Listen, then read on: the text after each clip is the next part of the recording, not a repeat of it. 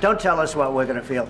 We're trying to solve a problem. Don't tell us what we're going to feel. I'm not telling you. Because you're in no position to dictate that. That's Remember exactly what this. You're in no position to dictate what we're going to feel. It was supposed to be a pivotal moment for U.S.-Ukraine relations. A meeting that could secure critical mineral agreements and solidify American support for Ukraine's fight against Russian aggression. Instead, it turned into a fiery spectacle that left the world stunned. In a dramatic Oval Office confrontation, President Donald Trump and Ukrainian President Volodymyr Zelensky clashed in a way that no one could have predicted, unraveling years of diplomatic efforts in just 139 minutes. The meeting that went off the rails. The tension was palpable from the start. Zelensky arrived at the White House, hoping to finalize a deal granting the U.S. access to Ukraine's rare earth minerals in exchange for continued military aid. But things quickly spiraled out of control. Trump, flanked by Vice President J.D. Vance, accused Zelensky of being ungrateful for America's support and even blamed him for prolonging the war with Russia. "You're gambling with World War III," Trump declared, his voice rising as cameras captured the heated exchange. Vance joined in, chastising Zelensky for his disrespect toward the United States.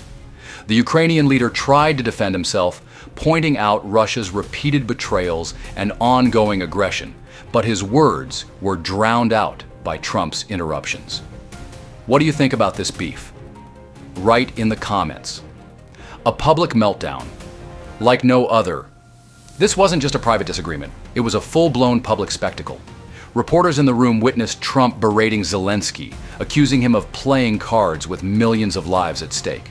When Zelensky countered that Putin had claimed the war would end in 3 days without U.S. support, Trump snapped back.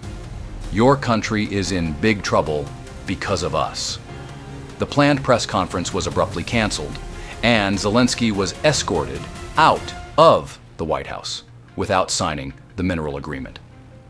Trump later took to social media to declare that Zelensky was not ready for peace and had disrespected the Oval Office. A turning point for U.S.-Ukraine relations. This explosive confrontation has left America's support for Ukraine hanging by a thread. Even staunch Ukraine allies like Senator Lindsey Graham expressed doubts about Zelensky's ability to work with the Trump administration moving forward.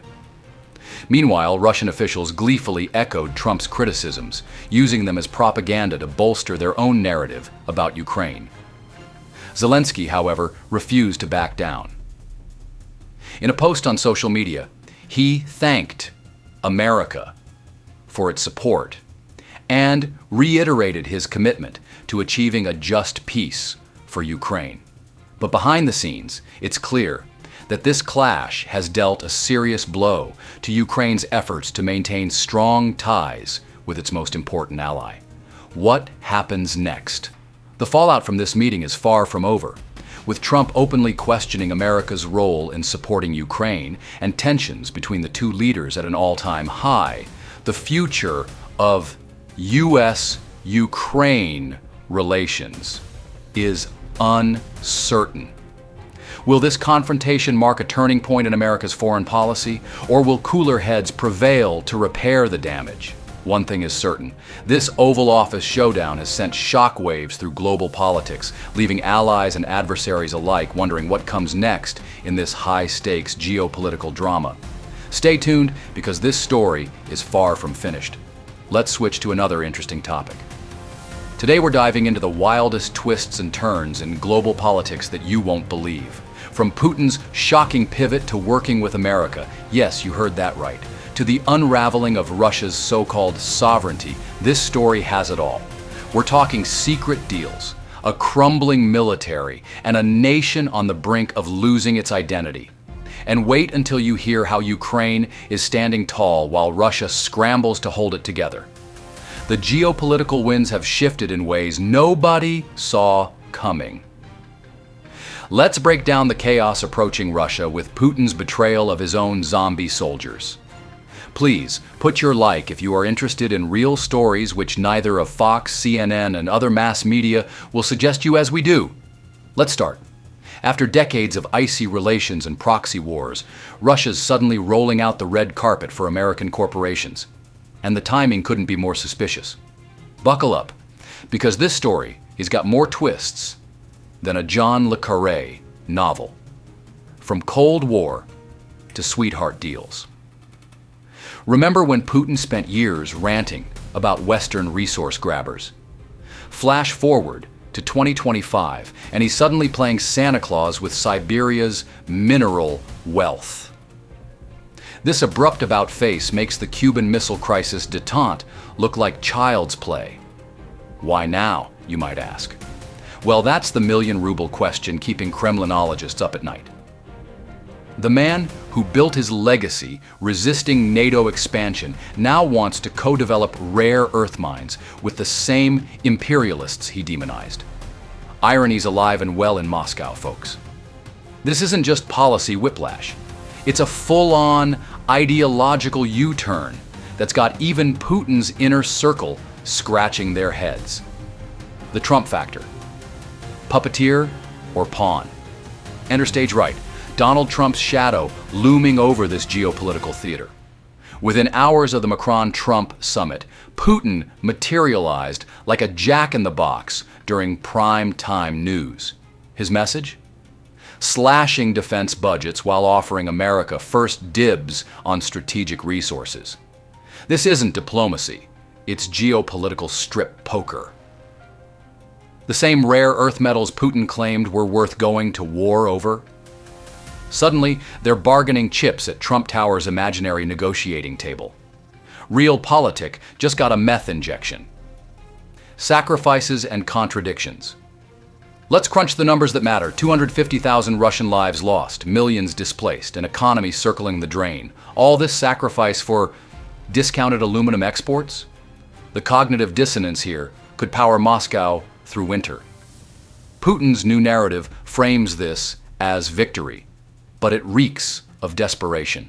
Those Nazi denazifiers he sent to Ukraine, turns out they were really fighting for Chevron's mining rights. The mental gymnastics required here would make Simone Biles dizzy. Reality check, smoke and mirrors. Western analysts are calling BS on the rare earth hype. These strategic resources Putin's hawking, about as rare as a Moscow traffic jam. This whole production feels like a bad rerun of Soviet-era propaganda spectacles. The real playbook here isn't 1984, it's 1929. Create crisis, then pose as savior. By manufacturing an artificial resource shortage, then magnanimously solving it, Putin's trying to rehab Russia's pariah status. Clever? Maybe? Transparent? As vodka? The global fallout Macron's fuming about backroom deals. Zelensky's demanding reparations. And Beijing? Let's just say she isn't sending Putin any congratulatory mooncakes. This move could reshuffle global alliances faster than you can say dollar. But here's the kicker. After years of America First rhetoric, Trump's administration might not even want these resources. The ultimate humiliation. Russia begging to give away what nobody's desperate to take. Checkmate or checkered flag? Is this geopolitical genius or senile miscalculation? Either way, Putin's gambling with house money, and the house always wins. As Russian mothers mourn their sons, oligarchs count their offshore dollars. The real war wasn't in Ukraine after all. It's in the Kremlin's crumbling credibility. This isn't détente. It's political theater with nuclear stakes. And the final act? That curtain hasn't fallen yet. Stay tuned. Because in Putin's Russia, the plot twists. They plot twist you. Cue the dramatic music. Picture this.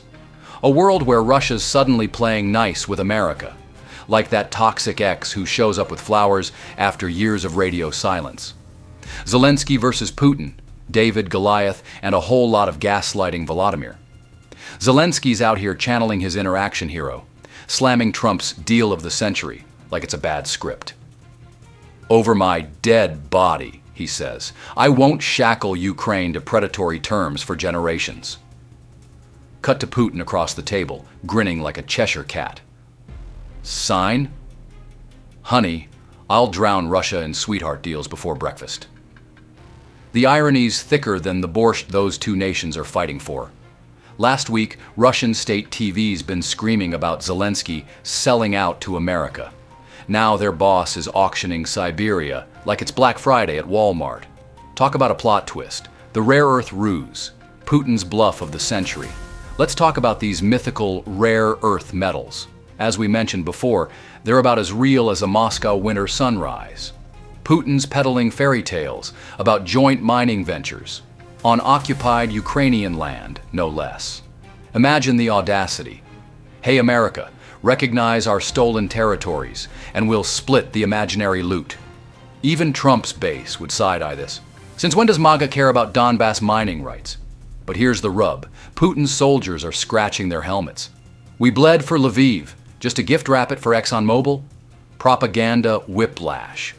When the Kremlin's clowns faceplant Russian TVs scrambling like a cat in a room full of rocking chairs.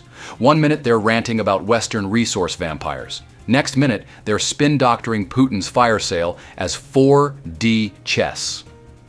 Comment sections flooded with clown emojis and WTF reactions.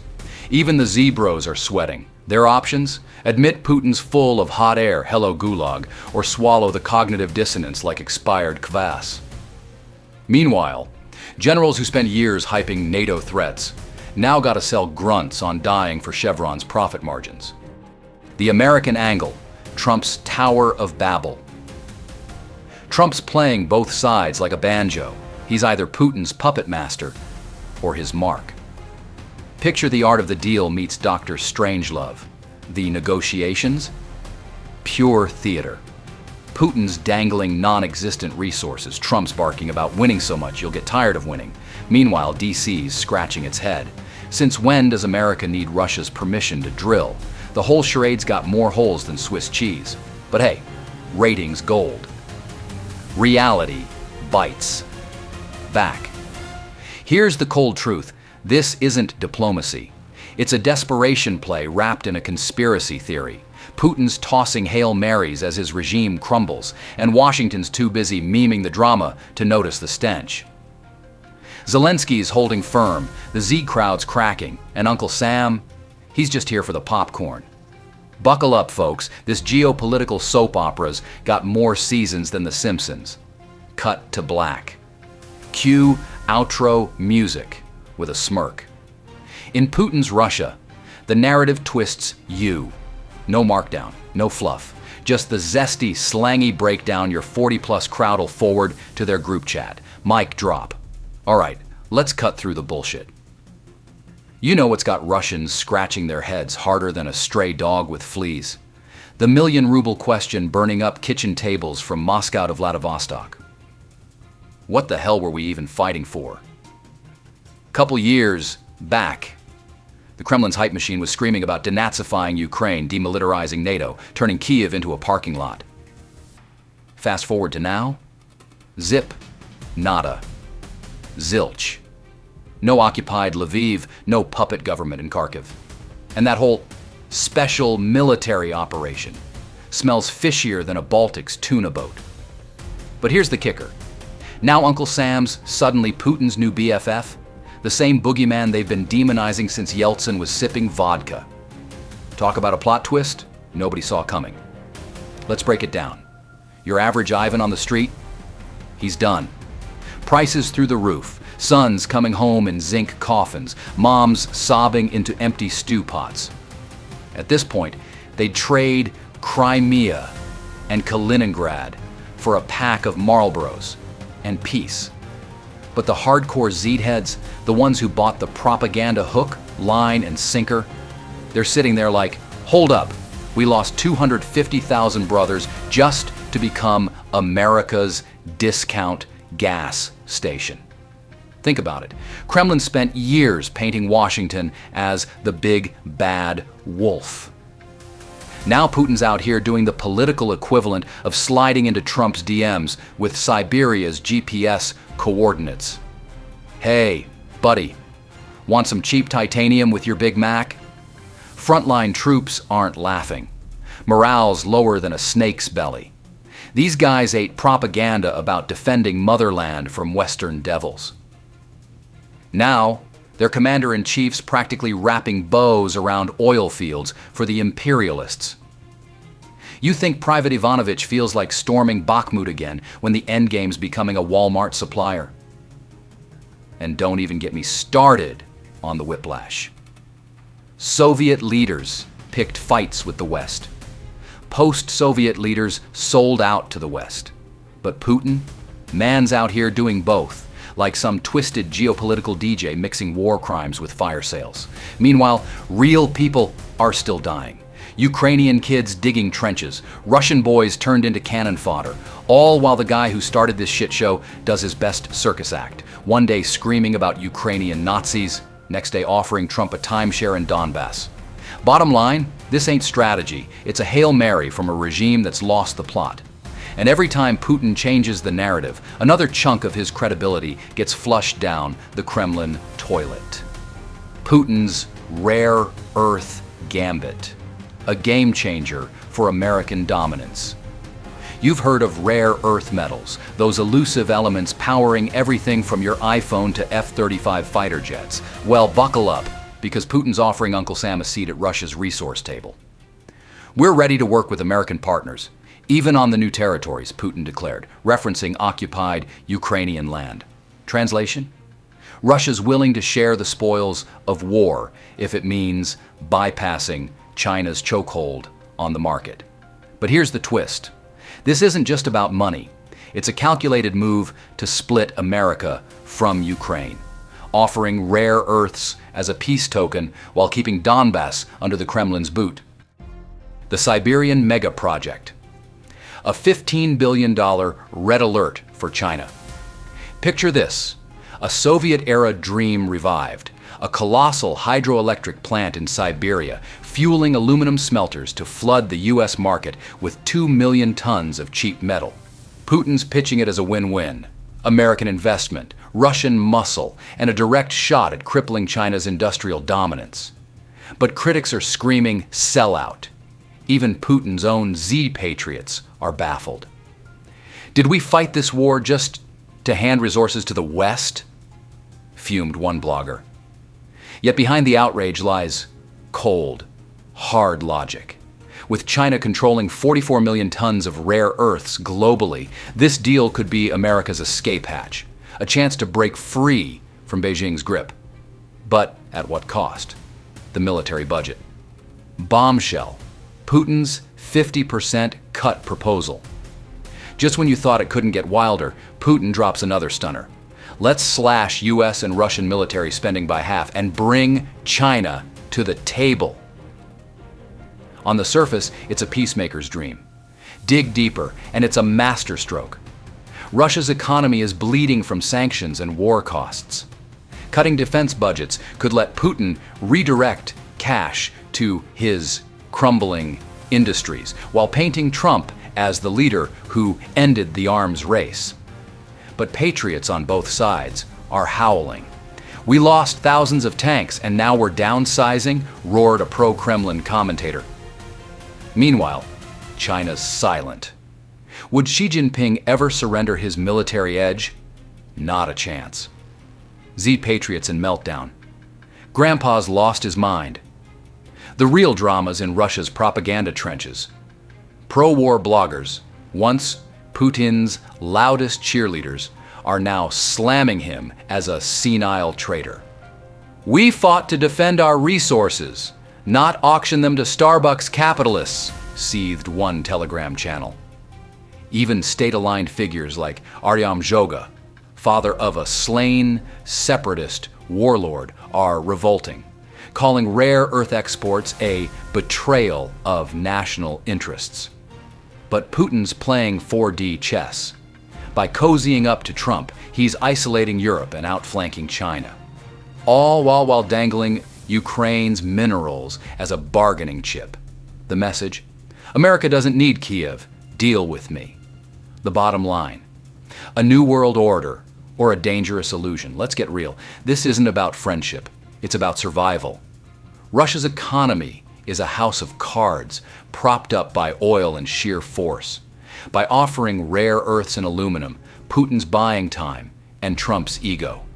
But for America, the stakes are sky high. Do we partner with a pariah to counter China?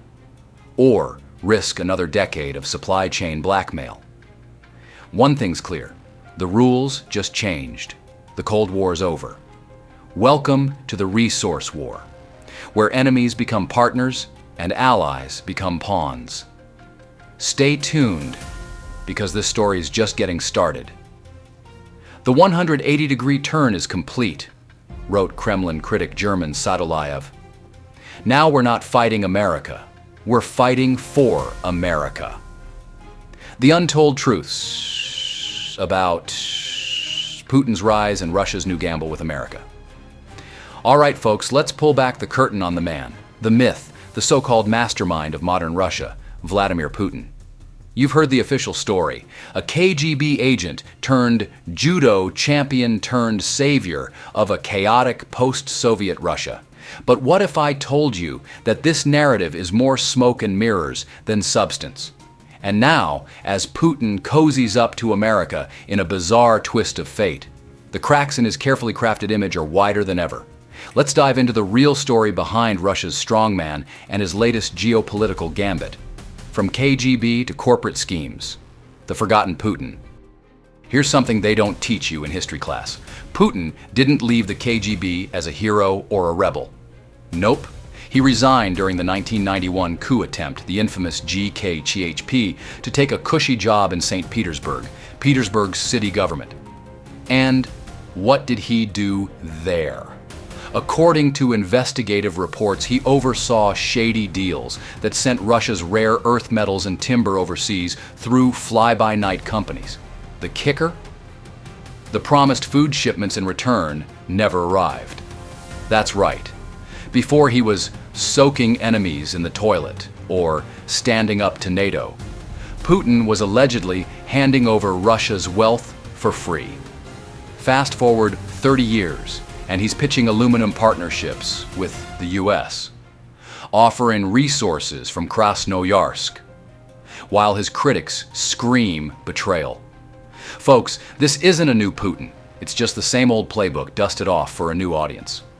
The myth of the savior, a nation built on illusions.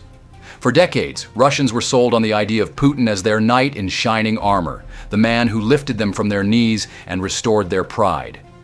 Munich speeches, Crimea annexations, denazification, all carefully choreographed moves to stoke nationalistic fervor. But strip away the propaganda, and what do you get? A leader whose policies have left Russia isolated, its economy teetering, and its people disillusioned. Now, as he pivots toward America with talk of joint ventures and resource sharing, even his most loyal supporters are scratching their heads. One commentator summed it up perfectly. Forget everything you thought you knew about Putin. This is who he's always been. The Church speaks. Patriarch Kirill's surprising take. Even the Russian Orthodox Church has chimed in on this political circus. Patriarch Kirill recently declared that there's no risk of unrest in Russia because society is consolidated. Really? Tell that to the millions struggling under sanctions, or the soldiers returning from Ukraine to find no jobs and no homes waiting for them. Kirill's words might soothe some souls, but they can't hide the growing cracks in Russia's social fabric. America-Russia aluminum alliance? The internet explodes. Now let's talk about this wild proposal from Putin. Joint US-Russia aluminum production in Krasnoyarsk. On paper, it sounds like a strategic win for both sides. Cheap metal for America, economic lifelines for Russia. But here's where it gets spicy. Russian commentators are furious. One blogger quipped that comments were disabled on official posts about this deal because no one wants to incriminate themselves by speaking out. And it gets worse. Critics are asking tough questions about what happens next. What jobs will be left for Russians if these deals prioritize foreign investors? How will families survive if wages drop by 8 to 10 times due to economic instability? Can hospitals handle an influx of veterans needing rehabilitation? Where will displaced soldiers live when there aren't enough homes? These aren't just abstract concerns, they're existential challenges for a country already stretched thin by war and sanctions. The big picture. Is this the beginning of the end? Here's what we know. Putin is playing a dangerous game. By pivoting toward America and offering up Russia's resources on a silver platter, he risks alienating his base while gaining little in return. Meanwhile, questions about his past, those murky deals from his St. Petersburg days, are resurfacing at the worst possible time. For Americans watching this unfold, it's tempting to see an opportunity, a chance to exploit Russia's desperation and secure critical resources like aluminum and rare earths. But make no mistake, this isn't a partnership built on trust or mutual respect. It's a marriage of convenience between two nations with wildly different agendas. So where does this leave us? On one hand, we've got a weakened Russia trying to stay relevant by cozying up to its old rival. On the other hand, we've got an America that must decide whether to engage or let Moscow sink further into chaos. One thing's for sure, this story is far from over.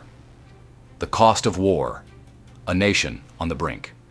3 years of war have left Russia battered, economically, militarily, and socially. The once mighty Russian army is running on fumes. Soviet-era stockpiles of tanks and weapons almost gone. Troops willing to fight for paychecks, dwindling fast. There are even reports of soldiers heading into battle on crutches. Yes, crutches. And it's not just the battlefield that's a mess. Back home, veterans are struggling to get their promised benefits, housing shortages are rampant, and hospitals are overwhelmed with wounded soldiers needing rehabilitation. People are asking tough questions. How will Russia maintain internal order with a shrinking police force? What happens to soldiers left unpaid and homeless? Can the government even handle the flood of veteran compensation claims? The truth is, the system is stretched to its limits, and it shows. Selling out to survive, America, China, and the new Russian reality. Here's where things get wild. To keep the economy afloat, Putin is making deals left and right, offering resources like aluminum and rare earth metals not just to China, but now to America too. That's right. The same America that Russia has been demonizing for decades is suddenly a partner in resource extraction projects. Critics aren't holding back. One commentator summed it up perfectly. Russia isn't just bowing to China anymore, it's lying flat for both China and America. For a country that prides itself on sovereignty, this is a hard pill to swallow. And let's not forget, these deals come with no guarantees. Once Trump or any other US leader leaves office, there's nothing stopping America from ripping up these agreements and leaving Russia high and dry. The NATO factor, a pause before the storm. Meanwhile, NATO seems to be playing a long game. There's speculation that Western powers are using this moment as a strategic pause, a chance to regroup, rearm Ukraine, and prepare for a larger confrontation down the line. Think about it. 5 or 10 years from now, with Europe fully armed and ready, what happens then? Some Russian commentators are already sounding the alarm. This isn't peace, it's just NATO buying time. And they might be right. After all, history has shown that temporary agreements often pave the way for bigger conflicts later on. The hypocrisy of propaganda, from independence to dependency. Here's where things get downright ironic.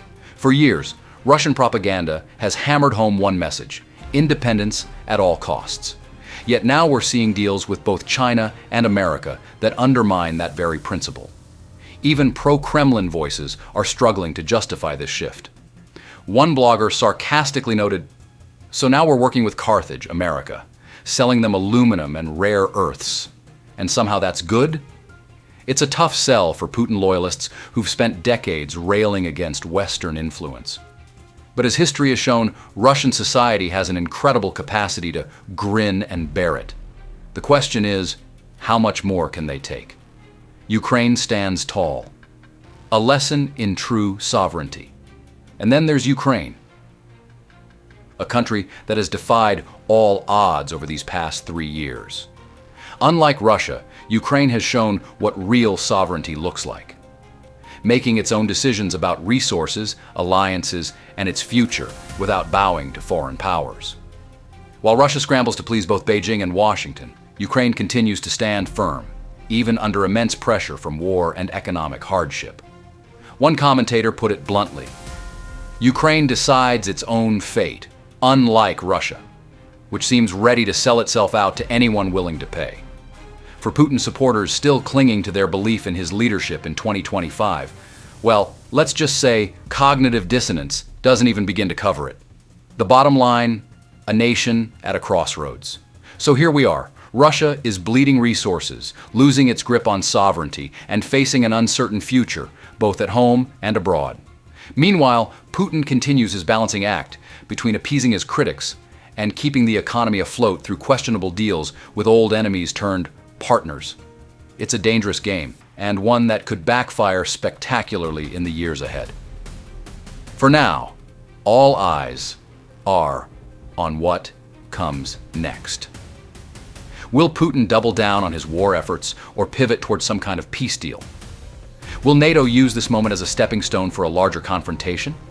One thing is clear: this story is far from over. Stay tuned, because the twists just keep coming.